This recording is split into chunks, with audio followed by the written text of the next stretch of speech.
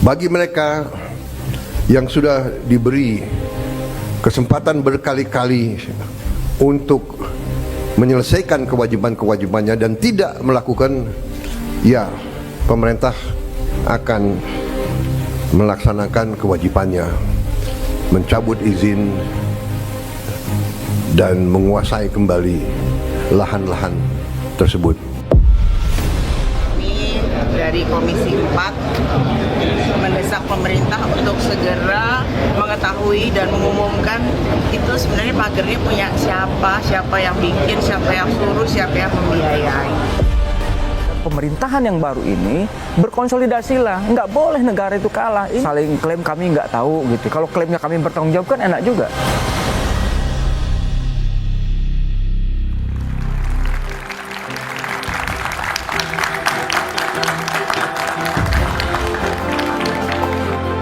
Selamat malam.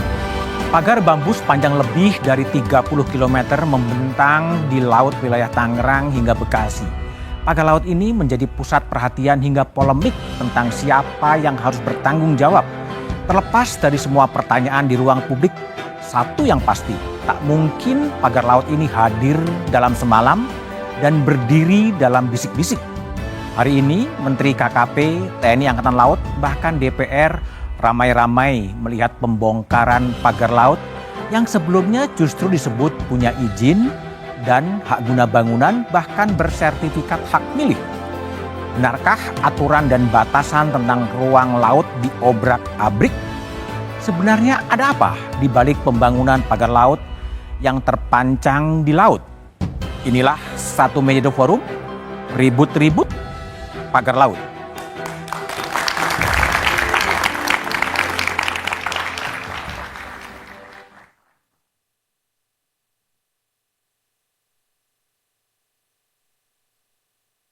Tentang Tangerang terus menjadi perbincangan.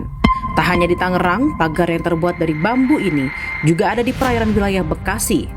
Pagar serupa juga ditemukan di Jakarta Utara. Awalnya, semua kementerian dan lembaga diam saja. Namun setelah viral di dunia maya, satu persatu mereka buka suara. Menteri ATR BPN Nusron Wahid salah satunya. Dia mengakui perairan di Tangerang yang dipagari sudah memiliki sertifikat hak guna bangunan. Kami mengakui atau kami membenarkan ada sertifikat yang bersinggungan di kawasan pagar laut sebagaimana yang muncul di banyak kompleks tersebut. Jumlahnya 263 bidang dalam bentuk SHGB. Karena sertifikat ini terbit tahun 2023. Ada cacat material, ada cacat prosedural, dan ada cacat hukum, maka dapat kami batalkan. Meski sudah mengantongi sertifikat hak guna bangunan, TNI AL membongkar pagar yang membentang di perairan Tangerang. Pembongkaran dilakukan karena merugikan nelayan. Ya, kami koordinasikan dengan aparat desa, kemudian dengan stakeholder terkait. Pada saat itu, ya kami meminta untuk membuka akses ataupun memberikan rambu-rambu sehingga memudahkan para nelayan pada saat keluar masuk alur untuk menuju ke laut. Kami hadir di sini atas perintah dari Presiden Republik Indonesia melalui Kepala Staf Angkatan Laut, ya, untuk membuka akses terutamanya. Namun Kementerian Kelautan dan Perikanan menyayangkan pembongkaran pagar laut tersebut. Menteri Kelautan dan Perikanan Sakti Wahyu Trenggono beralasan, pelaku pemagaran belum ketahuan dan pagar laut bisa menjadi barang bukti. Gini, kalau pencabutan kan tunggu dulu dong. Kalau sudah ketahuan siapa yang nanam, lebih mudah. Kalau nyabut kan gampang ya. Tapi kan nyabut juga, seperti kemarin misalnya saya mendengar berita ada pembongkaran oleh institusi Angkatan Laut, misalnya seperti itu. Ya, saya nggak tahu. Harusnya itu barang bukti. Setelah dari hukum sudah terdeteksi, terbukti, sudah diproses hukum, baru kita. Wakil Ketua DPR Sufmi Dasko Ahmad bilang sudah meminta penjelasan kepada Menteri KKP dan pembongkaran akan dilakukan oleh Kementerian Kelautan dan Perikanan. Jadi begini, saya sudah tanya Menteri KKP bilang bahwa pembongkaran pagar laut itu akan dilakukan oleh KKP atau kemudian jangka waktunya juga akan disampaikan oleh KKP. Seperti kita sebut kemarin itu Menteri KKP sudah menyebutkan dalam jangka waktu 20 hari. Mengapa terkesan ada perbedaan sikap dan kebijakan di dalam internal pemerintahan? Lalu, jika wilayah itu sudah mengantongi sertifikat hak guna bangunan, kenapa pemagaran itu dipertanyakan dan akhirnya dibongkar dengan dalih mengganggu nelayan? Siapa sebenarnya pemegang hak guna bangunan di perairan ini? Dan mengapa antar instansi seperti jalan sendiri-sendiri?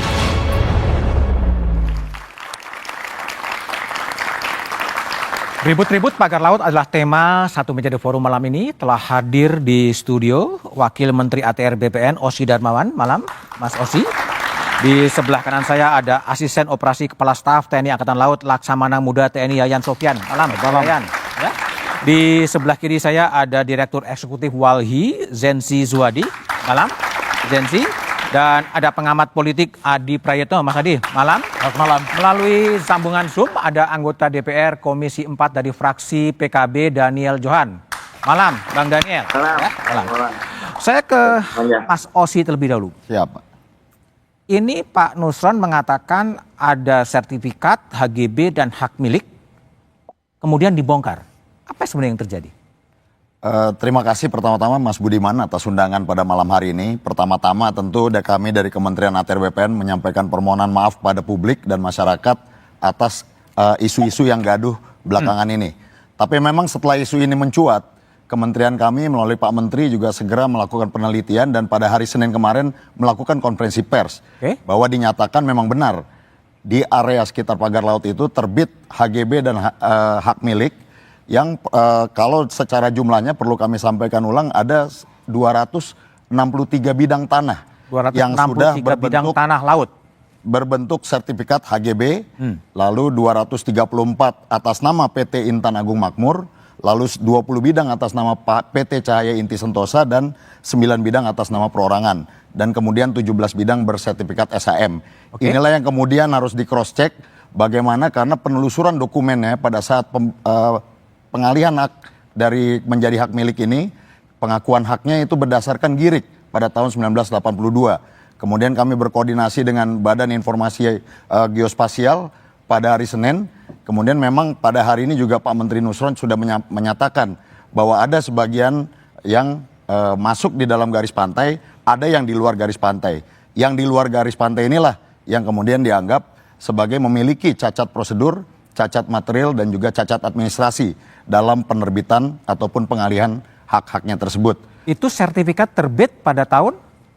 Sertifikat ini terbit dalam kurun waktu 2023. 2023 Siap. Menerbitkan 260-an sekian sertifikat? 263 bidang. Diterbitkan oleh kantor BPN? Jadi kalau untuk pengakuan hak Mas Budiman, pengakuan hak dan juga pengalihan hak, ini memang kewenangannya ada pada kantor pertanahan kabupaten, tingkat kabupaten Tangerang. kota. Jadi memang secara prosedural memang seperti itu. Karena pengakuan haknya untuk menjadi hak milik ini dasarnya adalah GIRIK dari kelurahan. GIRIKnya ada, dokumennya ada, itulah yang kemudian dialihkan, diakui haknya menjadi hak milik. Jadi oleh kantor Menteri ATR yang di Jakarta sama sekali tidak tahu? Saya pikir karena ini kejadiannya 2023, Kanwil ataupun pusat memang tidak ada kewenangan untuk mengetahui terkait hal itu karena ini prosesnya dilakukan oleh pihak kantor pertanahan Kabupaten Tangerang. Jadi ini sepenuhnya pada Tangerang ya dan Banten. Pusat tidak tahu. Ya tentunya itu yang fakta yang terjadi saat ini bahwa pengeluaran kewenangan pengeluaran pengakuan hak dan juga pelimpahan hak itu dilakukan di kantor pertanahan Kabupaten Tangerang. Tapi izinnya sudah dicabut sekarang. Saat ini tadi pagi Pak Menteri juga sudah menyampaikan di konferensi pers karena ini ada yang di luar garis pantai, ini tentunya akan dilakukan proses pembatalan. Tapi karena produk dari ATR BPN adalah merupakan produk hukum, yang dilakukan jangan ada gugatan-gugatan terhadap apa yang kita lakukan. Jadi harus clean and clear bahwa pembatalan itu memang bisa kita lakukan. Osy, pertanyaannya agak bodoh. Lazim nggak sih tanah masih berbentuk laut kemudian di SHGB kan? Tentunya tidak lazim dan tidak boleh laut menjadi disertifikatkan. Namun ada beberapa case yang mungkin apabila dulu daratan lalu mengalami abrasi menjadi berkurang tanah itu atau tanah itu hilang. Ini juga ada lazim terjadi, ini adalah faktor dari alam. Tapi kalau itu setelah kita cek dari tahun 82 bentuknya adalah laut, secara nyata itu cacat prosedur, cacat material dan juga cacat secara hukum. Siapa yang patut dipersalahkan? Ya kami pikir setelah proses ini dilihat bahwa ini memang betul-betul nyata ada di laut, proses selanjutnya adalah kita akan melakukan investigasi terhadap kantor pertanahan Kabupaten Tangerang. Oh, Kabupaten Paling tidak, Tangerang. Pak Menteri Nusron juga sudah menyampaikan kemarin ada 4 elemen yang harus dimintai lagi di dalamnya keterangannya. Yang pertama adalah juru ukur yang pada kaitannya kasus ini dilakukan oleh KJSB atau surveyor yang berlisensi dan ini memang dibolehkan. Yang kedua kepala seksi pertanahan pengukuran, yang ketiga kepala seksi penetapan dan yang terakhir kepala kantor pertanahan. Inilah yang harus kita dalami dan gali. Oke, baik. Pak Laksamana Yayan yang mungkin ketiban sampur ya. Ya. Itu temuan dari TNI AL terhadap pagar laut itu seberapa rumit sih sebetulnya memasangnya itu sebetulnya? Jadi begini Mas, bahwa kita bersama bahwa itu adalah wilayah dari Danlantamal 3 Jakarta. Oke. Laporkan kepada kami bahwa adanya pagar laut, pemagaran laut. Ya. Pemagaran laut, terus kemudian Bapak Kasal memerintahkan untuk membuka akses nelayan. Yang pertama akses nelayan dulu. Yang terpenting karena yang terganggu di sini adalah kepentingan nelayan. Bisa kita bayangkan kalau laut dipagari sepanjang 30,1 km.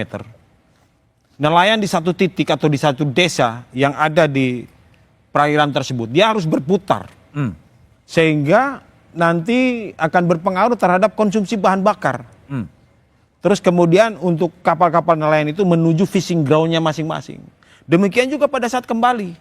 Muter lagi. Nah disinilah ada suatu kepentingan rakyat, kepentingan masyarakat yang terganggu. Oke. Sehingga disitulah TNI Angkatan Laut khususnya hadir untuk membantu menyelesaikan permasalahan-permasalahan yang ada di daerah. Sebagaimana beberapa kali kami mendapatkan pengarahan dari Bapak Presiden bahwa TNI harus hadir dalam setiap kesulitan rakyat. Nah inilah implementasinya. Oke. Implementasinya hadir untuk membantu apa kesulitan rakyat. Sehingga TNI Angkatan Laut hadir. Yang pertama membuka akses. Akses untuk lalu lintas untuk mempermudah kapal-kapal nelayan dari desa menuju ke fishing ground-nya masing-masing. Demikian juga untuk kembalinya. Oke. Dan memberikan perambuan-perambuan sehingga mereka memudahkan mereka. Seberapa dalam pagar laut itu? Nah ini investigasi yang dilaksanakan. Yang pertama hari Sabtu kita turun. Ya. Laksanakan penyelaman. Itu konstelasi pantai di sana itu berbeda-beda. Ada yang dalam, setengah dalam, dan bahkan tadi kita menggunakan LVT-7-nya Marinir. Jarak kurang lebih 1000 meter dari garis pantai itu sudah menyentuh dasar laut. Oh. Nah, terus kemudian itu bambu sudah tertanam sehingga kedalaman ya tertancap sekitar 1,5 meteran lah. 1,5 meter dari dasar laut? Dari dasar laut. Oke. 1,5 meter dari dasar laut, sehingga dari permukaan sampai dengan ujung bambu itu ada sekitar 4 meter, rata-rata 4 meter. Rata-rata 4 meter? Rata-rata 4 meter. Itu mungkin nggak dikerjakan oleh nelayan? Kalau logika kami ya, seperti yang tadi kemarin di media disampaikan juga, tidak mungkin. Tidak mungkin? Artinya nelayan dihadapkan dengan keterbatasannya nelayan, jangankan untuk memberikan pagar sedemikian panjang, untuk makan aja mungkin terbatas. Nah ini seperti yang kemarin analisis dari Bapak Menteri dan sebagainya, demikian. Baik Pak Yayan, saya ke Daniel Johan. Bung Daniel, anggota Komisi 4 DPR dari PKB. Temuan DPR di lapangan apa Bung Daniel? Ini pagar laut ini siapa yang nanam? Ya, Makasih Pak Bambang. Yang pasti tentu sangat ajaib kalau misalkan itu dilakukan swadaya oleh nelayan ya. Oh, ajaib. Karena nelayan ini bahkan untuk beli solar melaut saja mereka sangat kesulitan. Jadi mereka kan masuk yang strata bahkan yang benar-benar harus kita perhatikan karena memang kadang-kadang banyak tingkat kemiskinan yang tinggi ya. Nah tadi kita ke lapangan. Kami nih kalau kampanye kan masang bendera pakai bambu juga sama kan. Nah masang syarat aja lumayan sulit tuh. Yang paling gampang kan kalau cuma diketali. Tapi kalau harus pantek sampai 1 meter ke tanah aja sulit. Nah tadi kita ke lapangan melihat situasi, apalagi di laut jauh lebih sulit, berpuluh kali lebih sulit daripada. Apalagi tadi dijelaskan bahwa bisa sampai 4 meter. Nah, bambu yang 4 meter itu hanya mahal. Ini sampai 30 kilo. Jadi saya rasa, wah. Mungkin nelayannya gotong royong, Daniel? Ya nggak mungkin juga. Jangankan nelayan. Pengusaha aja yang mungkin uangnya sangat banyak. Kalau cuma disuruh bikin pagar tanpa ada perhitungan keuntungan nggak mungkin akan dilakukan. Karena itu kan pasti belasan miliar itu habis. Belasan miliar ya? Oke, baik. Oke Daniel. Bung Zenzi, jadi dari Walhi, ini fenomena apa ya? Tiba-tiba orang ribut gitu dengan pagar laut, nggak tahu semua ketika viral baru kemudian heboh semuanya, DPR-nya kesana kemari, tapi analisnya setelah jeda berikut ini.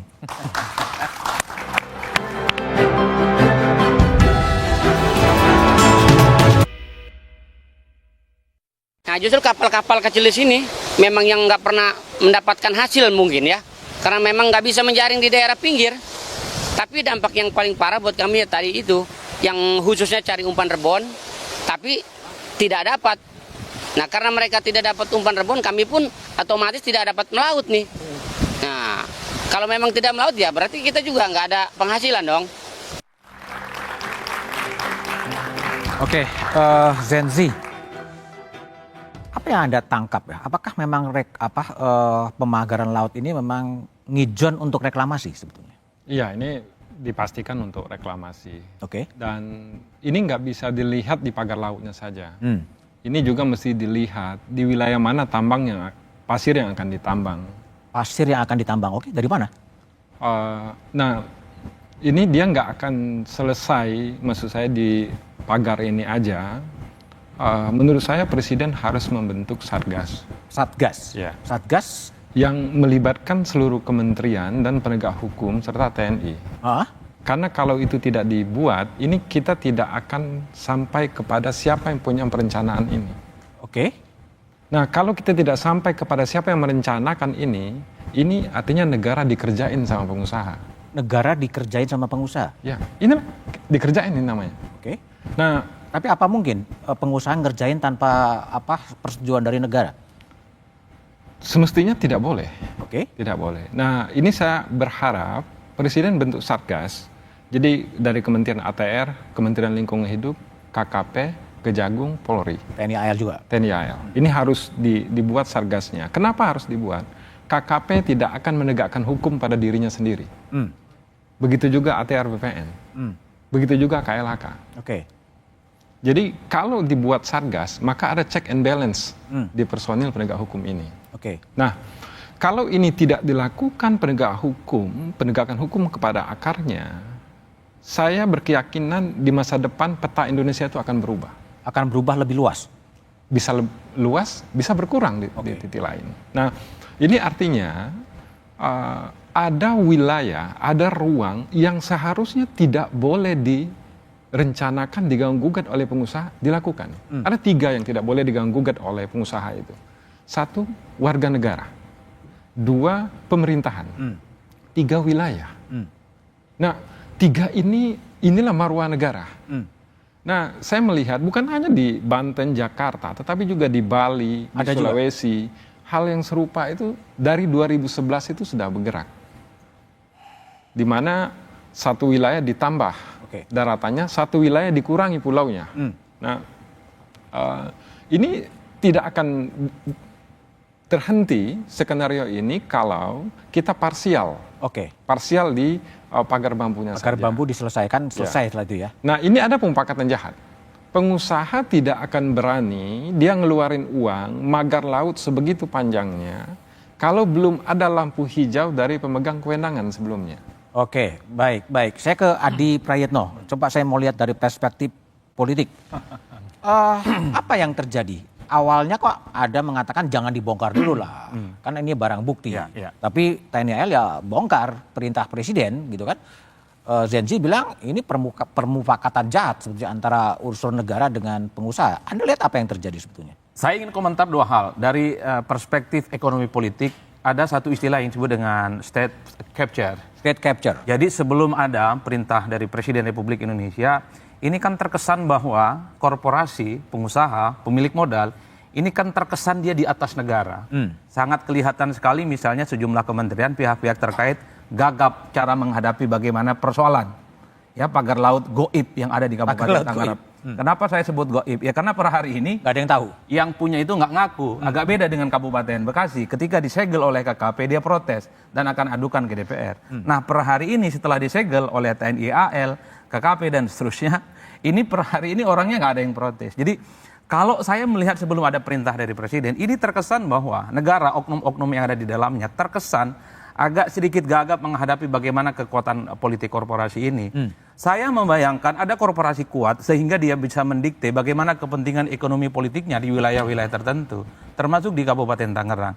Tapi kalau saya analisa secara spesifik, rasa-rasanya sulit kita melihat korporasi, pengusaha hebat yang dia bisa mendikte kekuatan politik negara. Maka kalau kita membaca bukunya Fedi Hadis dan Richard Robinson, ada satu istilah yang disebut dengan kapitalisme negara.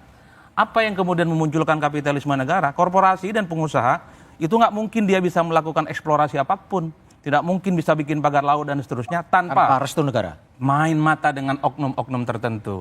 Artinya apa? Pejabat-pejabat yang kemudian mengeluarkan sertifikat, kemudian hak ini, hak itu juga adalah untuk kepentingan insentif ekonomi. Makanya kemudian Fedi Hadis itu mengeluarkan ada satu teori yang disebut dengan koalisi politiko birokrasi predatori. Artinya apa? Ini politisi dan oknum-oknum kekuasaan negara ini semacam predator yang kemudian merugikan dan merongrong negara. Oke, baik. Ini yang saya kira harus ditindak ke depan. Oke, baik. Bung Osi, Ya. ini tidak mungkin sertifikat itu kemudian dikeluarkan tanpa main mata antara orang yang meminta dan kemudian pertanahan. Gimana Anda respon? Kami pikir karena fakta yang sudah kami temukan saat ini, pertama-tama isu ini saat mencuat hari Sabtu, dalam waktu cepat hari Senin langsung kami lakukan konferensi pers dan kami sampaikan faktanya secara terang benderang, karena juga masyarakat bisa mengecek hal tersebut secara open source melalui aplikasi yang kami miliki di Bumi ATR BPN. Jadi pada prinsipnya setelah isu itu muncul, kami segera melakukan apa yang bisa kami lakukan, dalam artian pemberian informasi fakta kepada publik. Nama PT-nya pun kami sebutkan. Dengan harapan setelah ini dilakukan, barulah kemudian kita cek apakah ini di dalam laut atau memang di luar laut. Dan ternyata kalau memang ini hasil pengecekan di BIG yang saat ini masih terus berlangsung, dan sebagian dinyatakan memang benar ada di dalam laut, inilah secara prosedural administrasi tadi harus kita cek.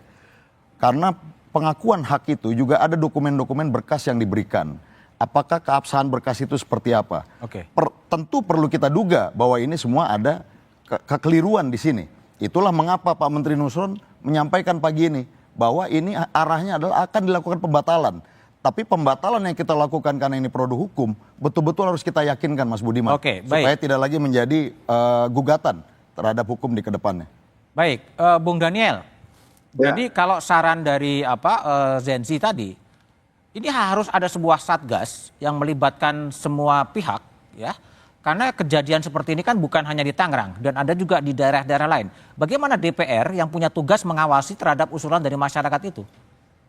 Ya tentu itu satgas baik ya, tentu beberapa juga mengusulkan ya, sehingga tetapi ya intinya adalah Komisi 4 sudah akan mendorong, memastikan kepada pemerintah agar segera menyelidiki siapa pemilik dan dibalik adanya pagar laut ini dan harus segera dilakukan tindakan hukum secara tegas ya, karena ini persoalan pelanggaran, bagi kami pelanggaran serius karena ada produk-produk hukum pelanggaran undang-undang yang cukup berlapis ya.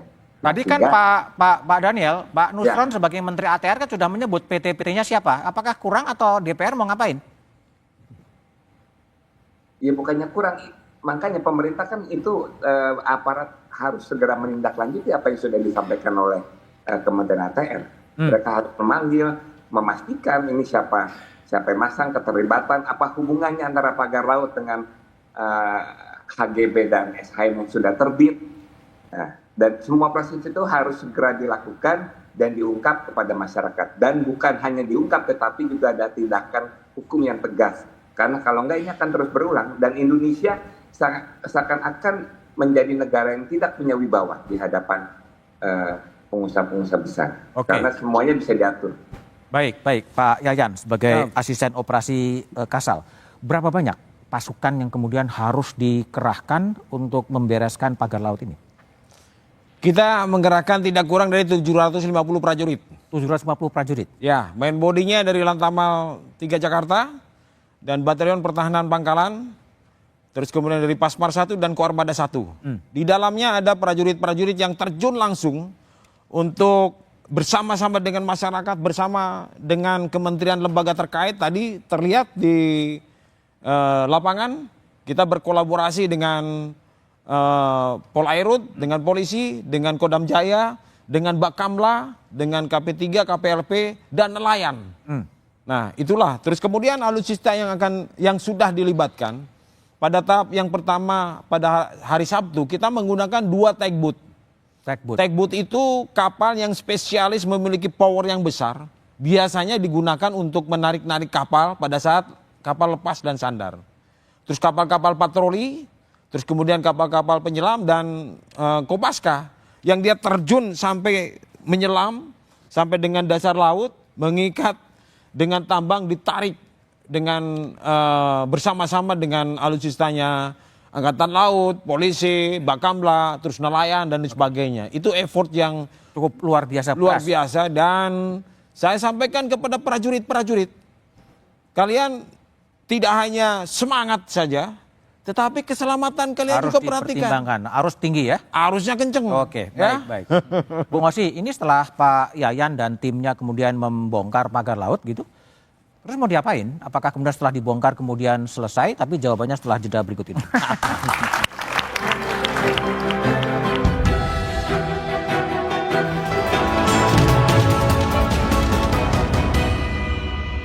Kisruh penemuan pagar laut yang disebut punya izin milik pagar laut masih belum terjawab. Lantas apa langkah pemerintah untuk mengatasi karut-marut ini agar tak rugi? Jadi dari sisi hukum tentu kita terus melakukan proses ya, dan kemudian nanti kami juga akan melaporkan kepada mitra kerja kami di DPR Komisi 4 mencari sebetulnya KKP itu sekali langsung melakukan penyegelan, punya waktu 20 hari untuk kemudian mencari siapa sebetulnya yang melakukan pemagaran. Masih bersama saya Budiman Tanrujo di satu meja The Forum. Mas Osi, setelah dibongkar ya Pak Yayan dan timnya membongkar, lalu apa yang mau dilakukan? Oke, Mas Budiman, jadi pada prinsipnya Kementerian kami memiliki komitmen yang disampaikan Pak Menteri bahwa ingin menyelesaikan isu ini dalam ranah tugas dan fungsi di Kementerian ATR BPN. Paralel tadi pagi Pak Nusron langsung menuju TKP untuk juga menunjukkan sinergitas di Kabinet Merah Putih ini untuk menuntaskan permasalahan ini.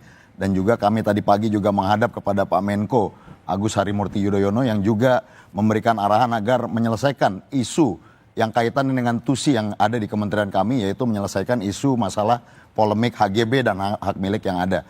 Nah, setelah pembongkaran ini dilakukan yang memang merupakan ranah dari perizinannya di KKP dan juga dilakukan oleh TNI AL, kami dari internal Kementerian ATR BPN saat ini Pak Menteri sudah menugaskan APIP yang ada di internal kementerian kami untuk melakukan pendalaman ataupun permintaan keterangan terhadap 4 elemen yang tadi kami sampaikan.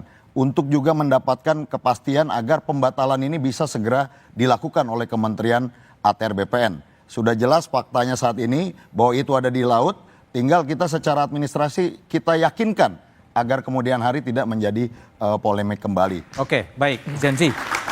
Cukup Kak, kemudian kalau lihat tren kan yang mengeluarkan sertifikat kemudian akan ditindak atau diapain nih? Kalau menurut Anda, apakah memang beban itu harus dilakukan kepada pelaksana di lapangan? Momentum ini menurut saya rugi kalau hanya sampai kepada pembongkaran pagar dan langkah korektif terhadap sertifikat itu. Karena sebenarnya ini fenomena gunung es, masalah yang disebabkan oleh Kementerian KKP, masalah yang disebabkan oleh Kementerian ATR BPN, Kementerian Kehutanan. Ini di bawah sana, di seluruh wilayah Indonesia itu rakyat yang menderita seperti di Tangerang itu banyak sekali.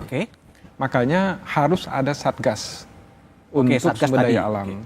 Tujuannya satu, penegakan hukum terhadap pelanggaran seperti pemagaran itu. Yang kedua, langkah korektif terhadap kesalahan penggunaan wewenang. Apa bentuknya? Seperti sertifikat HGB yang ada di Tangerang. Yang ketiga, langkah yang harus dilakukan adalah mencari mindset dari ini. Saya nggak yakin ini hanya perusahaan investor yang punya rencana. Karena dalam waktu yang hampir bersamaan dengan keluarnya sertifikat-sertifikat tersebut, Presiden juga menandatangani tahun 2023 itu peraturan pemerintah tentang penempatan pasir sedimentasi. Pasir yang akan dipakai untuk nguruk ini. Menurut saya terlalu lugu Presiden tahun 2023 itu menantangani satu peraturan pemerintah. Dalam waktu yang sama ada juga yang mau nambah daratan di Jakarta. Artinya ini terorkestrasi? Terorkestrasi. Sistematis? Nah, yang harus dibongkar, yang harus melibatkan seluruh penegak hukum itu, apa benefit, apa bentuk suap, apa bentuk keuntungan penyalahgunaan wewenang itu pada tahun 2023. Itu harus dibongkar. Oke, baik. Adi, jadi ini kalau yang terjadi, pemerintahan yang lalu kemudian meninggalkan masalah yang harus diselesaikan oleh pemerintahan baru. Betul nggak? Ya, saya kira begitu, dan yang paling penting adalah secara prinsip harus ada pengawasan yang ketat terkait dengan sertifikat hak guna dan seterusnya itu, Bang. Coba Anda bayangkan, kita semua, ada sekitar 263. Itu sertifikat yang nggak main-main, jumlahnya besar. Itu artinya apa? Kalau ini tidak dijadikan sebagai trigger, akan begitu banyak sertifikat-sertifikat yang lain yang bermunculan terkait dengan pemagaran-pemagaran gaib yang bukan hanya di Kabupaten Tangerang. Mungkin juga di kampung saya di Sumeneb karena ada juga Madura ya? Jangan-jangan ada di situ. Karena tidak diungkap, maka ini menurut saya sebagai pintu gerbang. Tapi secara prinsip, hari ini energi kita itu memang sangat heroik, Bang. Ingin mengungkap sekaligus, ingin tahu sebenarnya siapa mastermind, aktor utama terkait dengan pemagaran ini. Karena tentu bukan kaleng-kaleng. Kalau cuma nelayan biasa, udah wassalam ini barang, Bang. Ada cerita memang di negara kita, kalau sudah berkaitan dengan korporasi besar, ini penanganannya agak lambat dan hati-hati. Karena di tengah heroisme itu, tentu saya ingin memulai dari kawan-kawan DPR. Berani tidak sejumlah pihak yang selama ini sudah mulai speak up ke publik, ada yang katanya swadaya nelayan, panggil aja ke DPR. Ada misalnya perusahaan-perusahaan yang disebut yang punya HGB dan seterusnya, panggil aja audiensi. Bagaimana mereka itu jalan ceritanya punya hak kelola ataupun hak bangun yang ada di situ. Itulah yang saya sebutkan. DPR ini kan selalu bicara atas nama rakyat. Jadi nggak perlu bikin pansus, nggak perlu bikin panja. Langsung aja panggil satu persatu. Tanya bagaimana hal ihwal terkait dengan pemagaran yang ada di Kabupaten Tangerang. Ini transparan, Bang. Dan kasusnya bukan sehari dua hari. Sejak 2001, 2002, 2003 dan seterusnya. Itu versi nelayan-nelayan yang ada di Kabupaten Tangerang. Sering dilaporkan, sering dikeluhkan. Karena ada aktivitas yang saya kira dari pagi sampai malam. Dan itu cukup mengganggu. Dan sekarang menguap. Ini adalah momentum bagaimana untuk mengungkap apa sebenarnya yang terjadi di Kabupaten Tangerang. Tentu kita tidak mau. Ini hanya sebatas hore-hore, tepuk tangan, banyak apresiasi, sudah ada pembongkaran di mana-mana, tidak ada endingnya. Tapi kan Presiden Prabowo sudah mengatakan untuk dibongkar. Betul. Oleh karena itu, bagi saya ketika Presiden sudah turun tangan, nggak ada cerita kementerian-kementerian, pihak-pihak terkait termasuk DPR yang katanya selalu tegak lurus kepada pemerintah untuk tidak mengungkap setuntas-tuntasnya apa sebenarnya motif pemagaran yang ada di Kabupaten Tangerang ini. Karena saya sebut goib.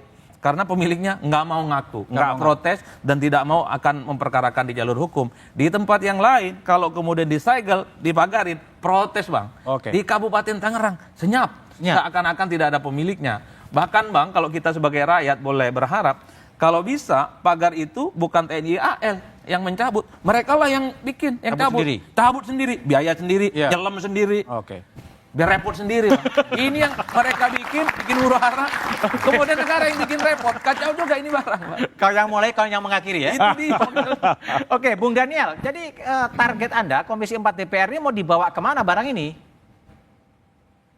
Ya, tentu nanti nggak hanya Menteri KP yang kita panggil, juga kita akan melakukan RDPU, ya termasuk tadi yang sudah disinggung masyarakat nelayan yang terdampak, yang menyatakan mendirikan secara swadaya, termasuk perusahaan-perusahaan yang sempat muncul namanya. Oh, akan dipanggil juga? Ya, ada agenda seperti itu. Oke, kapan itu? Minggu depan, karena kan abis ini kita banyak kebentur hari libur, hari besar ya. DPR mengenal libur juga ya? Ya, tapi kan kalau yang dipanggil kan emang nggak ada kegiatan kalau resmi kan. Oh begitu, oke. Kantornya tutup. Kantornya tutup. Oke baik, Pak Yayan. Ya. Ranpur sampai dikerahkan ya, kendaraan tempur itu. Betul lah. Jadi ini hanya masalah teknis. Jangan dilihat dari konotasi bahwa Ranpur pendarat amfibi marinir diterjunkan, ini ada apa? Apakah seolah-olah negara ini sudah seperti gawat apa? Darurat gitu. Gawat darurat dan sebagainya. Enggak lah. Enggak ya. Tapi ini lebih ke masalah teknisnya. Sehingga pada hari Sabtu kita sudah melaksanakan pembongkaran dengan menggunakan tugboat yang tadi saya katakan memiliki power yang besar. Ternyata setelah dievaluasi pada hari Senin, Bapak Kepala Staf Angkatan Laut menghadiri undangan Kementerian Kelautan. Di situ kita evaluasi bahwa di perairan tersebut tidak hanya perairan yang kedalaman di atas 3 meter, ada juga kedangkalan-kedangkalan. Sehingga diputuskan, Bapak Kasal memerintahkan gunakan peralatan yang bisa menjangkau baik ini perairan yang dalam maupun yang dangkal. Nah, diterjunkanlah itu. Jadi lebih karena urusan teknis saja ya? Lebih kepada urusan teknis. Satu lagi yang pada kesempatan ini saya sampaikan bahwa TNI Angkatan Laut dalam hal ini Pusat Hidrografi dan Oceanografi itu sudah memetakan, mengeluarkan berita navigasi, KNBPI namanya. Kabar Navigasi Berita Pelaut Indonesia. Yang isinya? Yang isinya yaitu di situ sudah ada obstacle, bahaya-bahaya navigasi berupa pemagaran di situ. Agar seluruh pengguna laut hati-hati. Itu berhati-hati. Nah ini ya sesuai dengan kita kan referensinya hukum nasional maupun hukum internasional. Di dalam UNCLOS kita sebagai negara pantai memiliki hak dan kewajiban. Ya, kita sebagai negara pantai memiliki hak untuk melaksanakan penegakan hukum. Terus kemudian untuk menggunakan ruang laut dan sebagainya. Tetapi kewajiban kita, ingat, kita sebagai negara pantai yang dilewati ribuan kapal dari berbagai penjuru dunia lewat perairan kita. Kita wajib untuk memberikan jaminan keselamatan. Baik. Pak Yayan, baik. Jadi setelah pagar laut itu kemudian dibongkar, lalu mau ngapain setelah jeda berikut ini? Tapi saya mengucapkan terima kasih terlebih dahulu kepada Daniel Johan yang telah bergabung melalui sambungan Zoom. Kita lanjutkan setelah jeda berikut ini.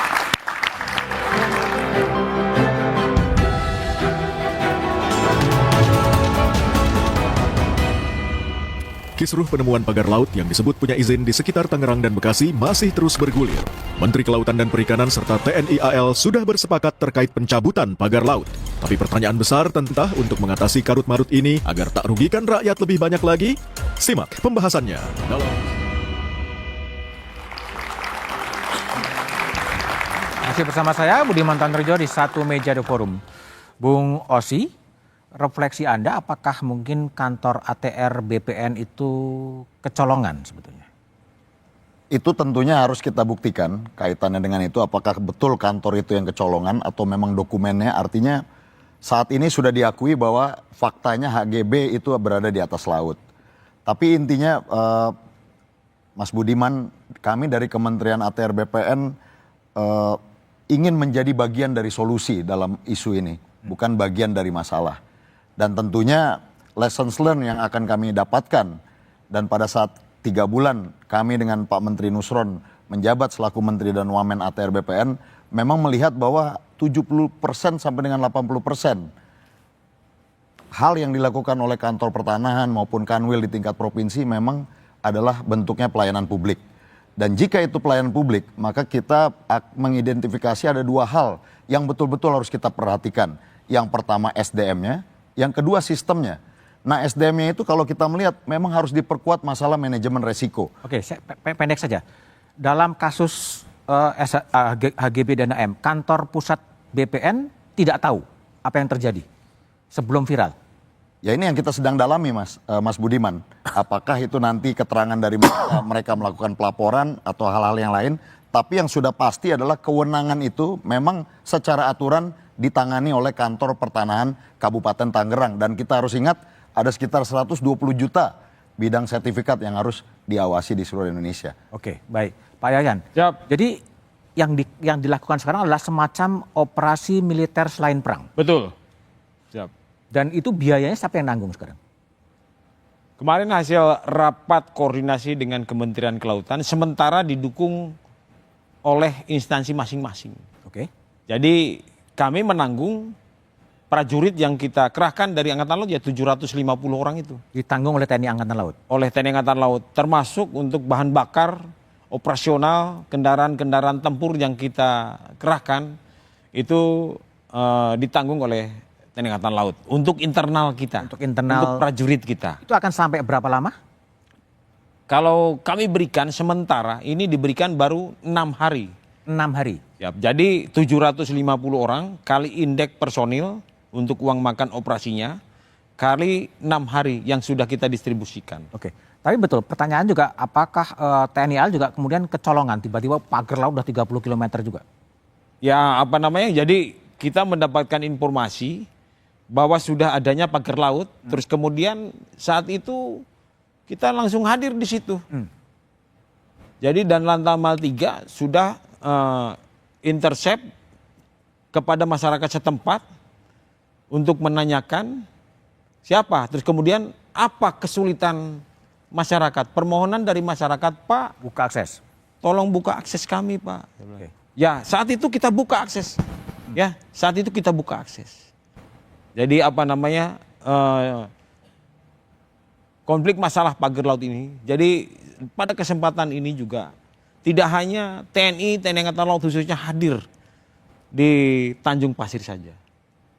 Sampai dengan saat ini sejumlah prajurit TNI itu tersebar di berbagai pulau-pulau terluar yang tidak berpenghuni. Ya. Terus kemudian di langit kita, di samudera kita, di daerah-daerah konflik. Sehingga TNI memiliki tradisi dan budaya pada saat prajurit akan melaksanakan tugas. Kenapa dilepas? Kenapa dihormat? Separuh nyawa kita sudah hilang. Oke, baik Pak Yayan. Ya. Zen, jadi lesson learn-nya apa sih yang bisa dipetik gitu? Sehingga pemerintah baru ini kemudian dihadapkan oleh berbagai problem termasuk pagar laut yang kata Adi itu goib itu. Nggak ada yang tahu tiba-tiba udah terpasang aja gitu. Iya, ini kalau diseriusin, Indonesia itu bisa berubah jadi negara sejahtera. Gimana? Kalau ini diseriusin. Diseriusin? Ya, Indonesia dari negara bencana alam akan berubah jadi negara sejahtera. Sejahtera? Gimana logiknya? Karena selama ini sumber daya alam Indonesia itu dikuasai, digarong oleh kelompok-kelompok pengusaha seperti yang di Tangerang ini. Itu menggunakan kewenangan di kementerian. Kementerian mana? Kementerian Kehutanan, Kementerian SDM, KKP, luas, ya? ATR, BPN. Nah, ada praktik lain ketika 2013 saya melatih penyidik-penyidik di KPK. Ini juga masukan untuk ATR, BPN. Tidak sedikit dari proses peningkatan status izin perkebunan, itu dari izin usaha perkebunan ke HGU, itu proses peralihan HGU itu bersamaan dengan take over kepemilikan dari perusahaan, dan proses take over itu sebenarnya pencucian uang. Dan tidak sedikit juga yang kita temukan penegak hukum itu dalam suap dari proses penegak hukumnya itu membeli HGU itu, uang suap itu dipakai untuk beli HGU itu. Jadi dia menyamarkan proses bribery di Indonesia. Nah, kami sangat siap kalau negara ini betul-betul mau menunjukkan rasa adil bagi rakyat, betul-betul mau menunjukkan Indonesia ini sejahtera dan serius mengurusi sumber daya alamnya seperti perintah pasal 33, kami sangat siap. Data apa yang dibutuhkan, upaya apa yang dibutuhkan, dan kejahatannya di mana itu kami tahu. Kalau negara ini mau, kami siap. Dan menurut saya, dimanapun kejahatan sumber daya alam, kalau kita serius seperti yang di Tangerang ini, 1 kali 24 jam saya bisa jamin, kita tahu siapa pelakunya. Siapa sumber uang kita akan tahu. Kalau kita serius. Artinya Anda bilang kalau kita serius memang kita nggak serius ya? Ini belum serius. Belum serius? Belum serius. Kebetulan viral aja kemudian jadi serius? Ini kita serius itu menjawab kegelisahan publik. Kita belum serius untuk menunjukkan negara ini merasa memiliki terhadap sumber daya alamnya. Negara ini merasa berkewajiban menjawab tantangan rakyat untuk sejahtera. Baik. Adi, jadi apa refleksi dan lesson learned dalam kasus ini, Di? Dan ke depan harus gimana? Bagi saya sederhana, rezim sudah berganti dari Jokowi ke Prabowo Subianto. Jadi hal-hal yang selama ini kontroversial, yang selalu menimbulkan kegaduhan di level publik, terutama soal eksploitasi sumber daya alam kita, ke depan itu tak ada cerita lagi, Bang. Apalagi kita membaca hasil survei Litbang Kompas, tingkat kepuasan publik terhadap Prabowo dan Gibran itu kan di atas rata-rata. Termasuk juga per hari ini tidak ada satupun partai politik yang jadi oposisi, yang saya sebut sebagai bekal politik untuk menyelesaikan persoalan-persoalan yang tidak pernah tuntas. Tentu ke depan kita tidak ingin lagi mendengar ada sertifikat abal-abal, sertifikat HGU yang kemudian itu merugikan rakyat. Karena bagi saya sudah transparan, terang benderang, cuman yang saya khawatirkan bukan negara ini tidak tahu persoalan, tapi problemnya adalah mau menyelesaikan persoalan-persoalan ini. Saya khawatir apa yang ditulis oleh Fedi Hadis dan Richard O'Brien, ini yang terjadi ke permukaan soal pagar laut di Tangerang, ini bagian dari bagaimana state capitalism, bagaimana oknum-oknum negara berkongsi dengan penguasa dan korporasi untuk mencari keuntungan pribadi, tapi bukan untuk kepentingan negara. Saya kira ketika Prabowo jadi presiden, saya cukup meyakini Prabowo itu sudah selesai dengan urusan apapun. Jadi tentu di 5 tahun yang akan datang kita berharap betul Prabowo itu tegak lurus bahwa semua apapun yang dieksekusi demi kepentingan bangsa dan negara itu memang harus dan transparan dan pastinya harus dituntaskan setuntas-tuntasnya. Kabupaten Tangerang, pagar laut yang goib menjadi pintu masuk untuk menyelesaikan segala-galanya. Thank you Adi, Sensi, Pak Yayan, dan Bung Osi. Pemagaran laut tanpa diketahui aparat adalah keanehan negeri ini. Terbitnya HGB dan SHM atas laut adalah keabsurdan negeri ini. Pembongkaran pagar laut adalah keniscayaan. Namun pembongkaran tetap butuh pertanggungjawaban. Karena konstitusi mengatakan bumi, air, dan kekayaan di dalamnya dikuasai oleh negara. Demikian Satu Meja The Forum malam ini. Sampai jumpa pekan depan. Selamat malam dan terima kasih.